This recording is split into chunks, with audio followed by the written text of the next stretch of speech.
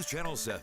Time for 7 First Alert weather. Well, it is a nice shot outside here from our Skycam 7 just on top of the Channel 7 studios, looking out here to the blue skies. And you probably notice out here to the distance just some of the clouds out in that area. There are a few thunderstorms over northern Nevada and Utah, but they're mainly being directed just south of Twin, right along the Idaho border. And it doesn't appear like we have much concern for that tonight.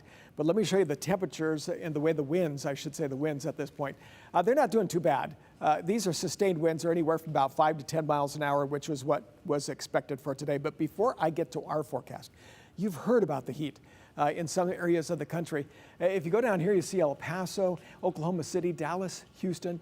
Now, most of this area here that you see in kind of a pink red has humidity values at about 42%. That's not high, but when you have 110 degrees, that means in Oklahoma City, because of the heat index, it feels like about 124, 125 degrees. These people down here, that's a sad situation there. They've got to be very, very careful. You can see the heat across most of the country, but nothing like that.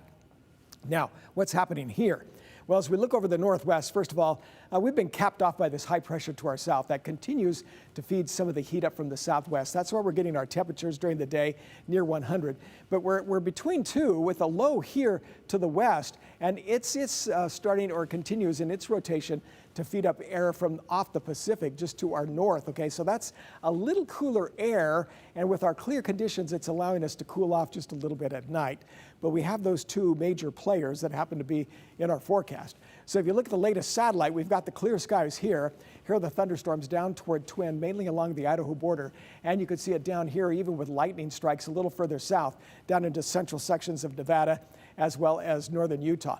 So we've got the clear conditions. Here's the storm system off the west coast. As you can see, there's quite a bit of cloudiness, but keeping it at bay or out to the west is that gigantic high pressure system. So if you look at the temperatures for tomorrow, we still heat up, but look at the lows at night. Talked about those clear conditions, heat escapes. Burley's down to 59. Yeah, it's pretty nice. Then when you look up here into the central mountains, temperatures down to the lower 50s, even a 45 for Fairfield, as the highs are up around 90 degrees. 90 degrees for McCall with a low down to 52. Look at the valley locations. 102 for Emmett. Yeah, it's a hot day tomorrow, but you know, that's really unusual. You see that hot of weather, and then 64 for the low. As you look here for Boise, it's down to 66 degrees for the low temperature.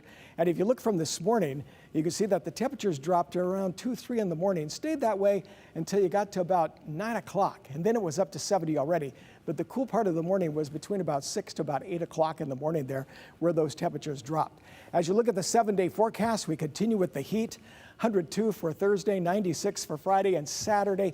Temperatures may drop just a little into those 90s, but you know, next week we're looking at temperatures that could really be getting up there. And if you look at the 10-day temperature trend, you see the temperature drops toward the end of the week, but next week, prepare.